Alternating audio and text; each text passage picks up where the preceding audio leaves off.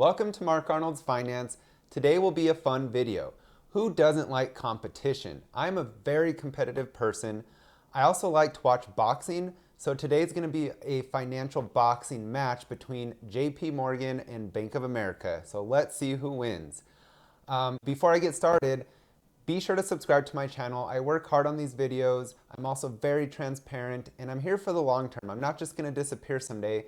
And let's start off with that transparency. As promised, I'm going to show you my portfolio performance at the beginning of every single video. So let's see how I've done. The market was somewhat green today, so I ticked up a little bit. I'm at a 3.36 loss, and that means I'm $1,300 in the red. It's almost like half are in the red, half are in the green. Of course, it looks like a little more of my companies are in the green.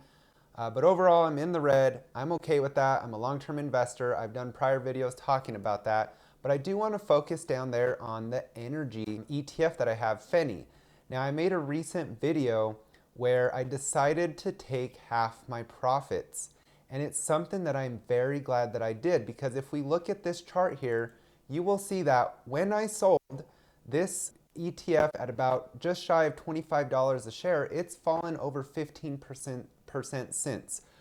I took half of those profits, so I sold half, and I deployed them out to other companies in my portfolio. And I think it was a great move. As we can see here, I made a really good decision. And so that just goes to show you that, you have to do your research, you have to back it up, and I did a whole video on it, and I put forth my strategy, I acted on it, and it turned out to do well for me. So with that said, let's get right into the video. JP Morgan versus Bank of America. Which one's going to come out on top in the end? I definitely think JP Morgan is the more popular bank to invest in, mainly because it does have a higher dividend. So we're going to look at all these different metrics, and in the end, I created a chart to compare the two and declare a winner.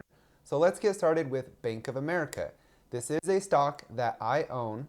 And if we kind of quickly look at my portfolio performance again, I just want to point out that Bank of America, for me, I'm still 26.5% in the green. And at one point, it was up over 70%. If we look at their stock chart, we will see that Bank of America has gone down recently. This company, over the last 5 years, is up only 44.28%. I will say bank stocks aren't the most exciting, the financial sector. It's not like the tech sector, but it's definitely not down to its pandemic lows, but it's trended down quite a bit recently, and it's now sitting at about $32.93. Let's look at the PE ratio of this company and the history of it. Right now, it's sitting at about a 9.4 PE ratio. And the only time it was really lower was during the pandemic. So I will say that the valuation is a lot more attractive than it's been, except for one point in the last 5 years. So that's a good sign. If we look at its financials, so just kind of an overview, we will see that their debt to assets is a 91.8%. Now banks tend to hold more debt, so 91.8%, that's not alarming to me. Their profit margins are really good at 94.49%. We see that their cash flow is negative, but that, again, that's just in this last quarter. They had more cash going out than coming in, so we got to look at the bigger picture, which we will in a little while. What about their revenue? Now, over the last 5 years, they're really kind of even or even slightly down if we look at the top one, the trailing 12 months.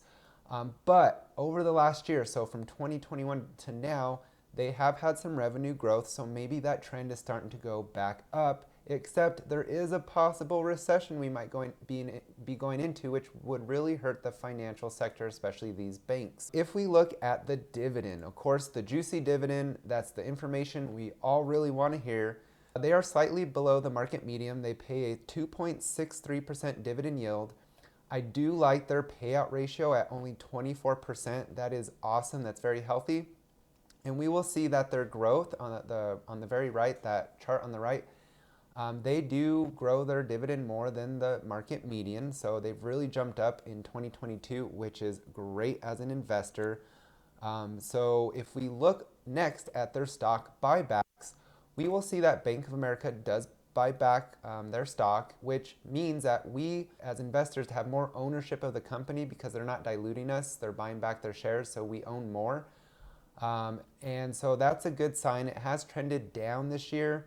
I think that's mainly due to the economy, but the fact that they do share buybacks is great. So I do like that. Now, if we look at this chart, the market share of Bank of America, we will see here that they have 15% of the domestic deposits in 2021, and that's really how they measure the banks as far as market share, where the only company that's higher is JP Morgan, but they're very close, 15 versus 16.2%. Now that 25.7% is just a bunch of other banks all mashed together, so that's not a company that's bigger than JPM or Bank of America. It's a lot of the banks just put into one category because they're all very small. But we'll see here, Bank of America, second largest bank when it comes to deposits in 2021. Now, I do want to show that cash that I was talking about because cash is important, and we will see here over the last, 5 years, overall their cash has grown with a slight slowdown in 2021 compared to 2020. So that's just something to keep in mind, but the trend is up if you were to draw a line in a chart. It's just this year it went down slightly, and again, this economy is tough right now, so it's not something that I'm terribly worried about or is raising any red flags for me. Now let's look at some other metrics, some kind of fun metrics. If we look at their fundamentals, we will see here that they are slightly undervalued. They're considered right in the middle when it comes to quality and growth stability, and their financial health is excellent. And so that just goes to show you that that financial health is kind of, to me, part of the moat, as I explained in a prior video. If they have strong financial health, I think their moat is pretty good, that competitive advantage. If we look at what analysts think, we will see they're very bearish right now on Bank of America. They have a 1.4 bearish rating out of 10. And so that probably means more of analysts saying sell the stock, probably a few hold, and probably very little buy. So that's Bank of America. As to what I think, now Bank of America and probably JP Morgan, but more so Bank of America, I think is more of a bank that corporations use for their companies. The company I work for uses Bank of America. So I do think that it has a strong hold where, if companies are already set up with them, they'll keep them. And with Bank of America, I've noticed their online presence is very strong and it's very easy to use. They have a good mobile app and online site that I utilize almost daily. So I do think Bank of America is strong. I think it has medium growth potential for its future. What I would say is right now I'd rate it as a hold. Being that it's just shy of $33 per share, I think I would start buying again if it hit below $30 a share, because I do think it is just slightly undervalued like the analysts say, but not enough for me to start buying yet. So under $30. So right now it's a hold, because with a possible recession coming, that could put more downward pressure on Bank of America, and that would just mean the stock could go down another 10+%. That you would want to buy then instead of now. And that's just, of course, my own prediction. Don't go off of me, go off of your own research, because I could be wrong. It could start going right back up to 40, 50 bucks a share.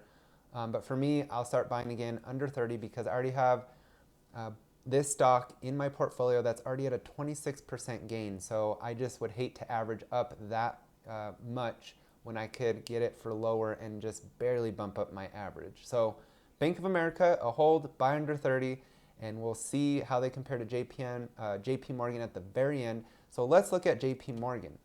Now, if we look at their stock chart, we will see that JP Morgan has kind of a similar, trend to Bank of America, being the two biggest domestic banks by deposits. They kind of probably follow pretty closely, but they have trended down this year pretty significantly, but not quite to those pandemic lows.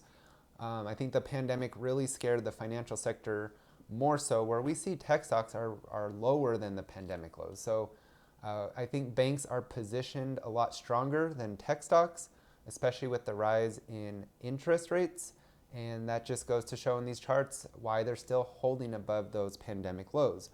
If we look at JP Morgan's PE ratio and history, we will see that JP Morgan right now has a PE ratio of 8.546.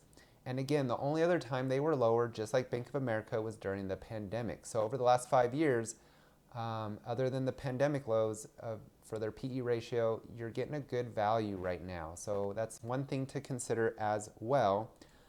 Let's look at their financials. JP Morgan, their debt to assets is 92.8%. Again, banks hold more debt, so that's not a red flag for me. Their profit margin comes at 90.45%, so a little bit lower than Bank of America. And they actually had positive cash flow, so that's something to keep in mind.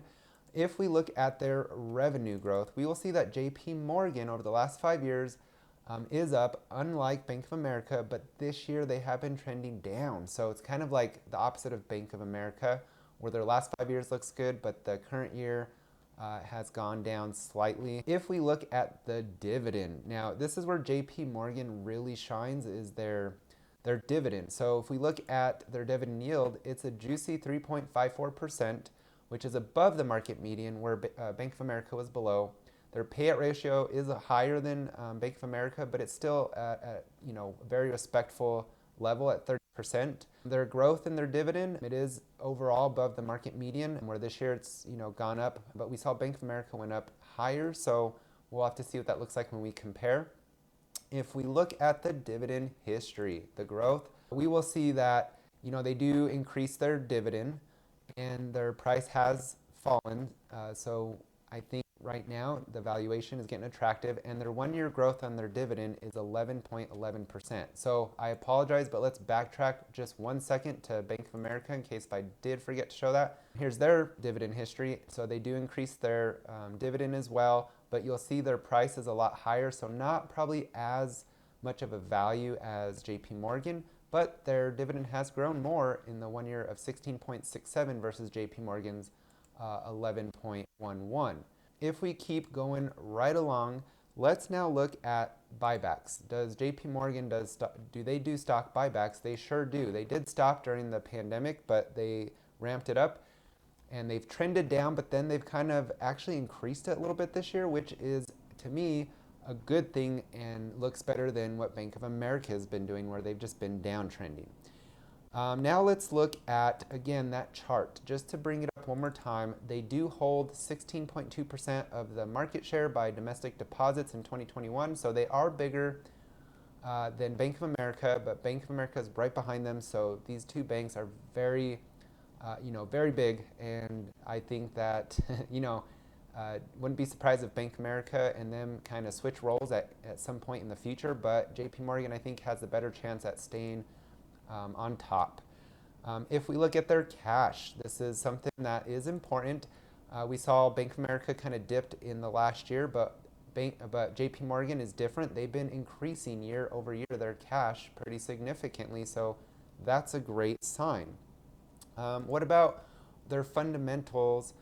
We will see here that they are considered very undervalued, which we saw with their dividend history. The stock is a lot lower compared to its dividend versus Bank of America, so I do agree with this. Their quality is right in the center, but their growth stability is low, which maybe that's because we're seeing that downtrend in revenue. Financial health is high, just like Bank of America. I think Bank of America's was slightly more, but virtually right neck and neck. So what do analysts rate this then? Well, we'll see that they're also very bearish at a 1.6. So definitely, I think the recession is what is in mind, because these scores go off of, I think, these analysts looking 1 year in advance, no more, no less. So with the recession being estimated to hit in early 2023, which I think it might hit sooner at the end of this year, they're factoring that in, and of course that is not good for financial stocks, so especially bank stocks. With that said, JP Morgan to me is the same as Bank of America. I rate it a hold because of the possible recession.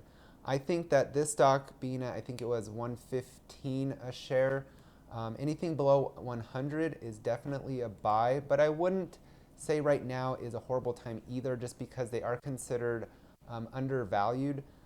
So let's just call them a hold and buy under 100, but I would say if you buy slowly now, it's not a bad thing. Where Bank of America, I think still needs to go down more and be more of an undervalued stock for me to start buying it again. That's under 30. So with that said, let's look at my comparison and see who wins, because this was, I think, a tight race. So if we bring this up, I put some metrics in, and for each bank, whatever's highlighted in green is the winner. So with the PE ratio, JP Morgan is definitely lower, which means, it's cheaper. And we saw that analysts did rate it as more highly undervalued compared to Bank of America, so they went there. Now, the trailing 12 months growth in their revenue, we did see that JP Morgan is downtrending this year, so they're at a negative 3.57% versus Bank of America that's gone up this year at 3.67%, so they win that category. The last 5 years of revenue growth, though, it's kind of like I said, it switched, where Bank of America barely grew. They were flat at 0.04%, where JP Morgan grew 3.81% in their revenue. There's 2 percentage signs, I guess. I was just really excited about their 5-year growth. But if we keep going, their dividend yield is where JP Morgan shines. It's a lot higher than Bank of America. Bank of America is at a 2.63% versus JPM's 3.54%, so they definitely take the cake on that. Now, the 1-year dividend growth, though, probably because Bank of America's dividend is a lot lower, they're growing it faster at the 16.67% versus JP Morgan's 11.11%, so Bank of America takes that one. Now, the dividend payout ratio. Bank of America is lower at 24% versus JPM's 30%, so Bank of America does get it there. Debt to assets, it's very close by 1%, but Bank of America does take it at 91.8%. And then profit margins, Bank of America does really well here at 94.49% versus JPM's 90.45%. In the end, I factored in the analyst score. It's almost a tie, but they do give a little bit more towards JPM at a 1.6 out of 10 versus 1.4 out of 10. So if we add it up, we see 5 greens for Bank of America and 4 greens for JPM. That's just how I rated it. You can disagree with me, but Bank of America gets it as far as the metrics of what we know, right? But the future, we don't know. So that's something that if you factor in, there's definitely an argument there to say that JP Morgan, with its higher cash flows, might have the upper hand with future growth opportunities. But for the purposes of this video, with those metrics, Bank of America did win. Let me know if there's any key metrics that I might have left out that you would like to see added in there. And maybe I can see how I can factor in maybe a future opinion. Again, I think Bank of America wins in this video, but with the future prospects, JP Morgan I think still is the stronger bet. So they're pretty even overall. I don't think you're wrong to invest in either or, but let me know what you think. I think JP Morgan is undervalued. It's a much larger bank though, so maybe it's harder for it to keep growing at levels it has, where Bank of America has more of an opportunity there. There's a lot of ways to look at it. So with that said, let me know what you thought of this financial boxing round. If you'd like to see more videos of me comparing stocks to each other. And with that said, be sure to subscribe again, and we'll see you next time on Mark Arnold's Finance.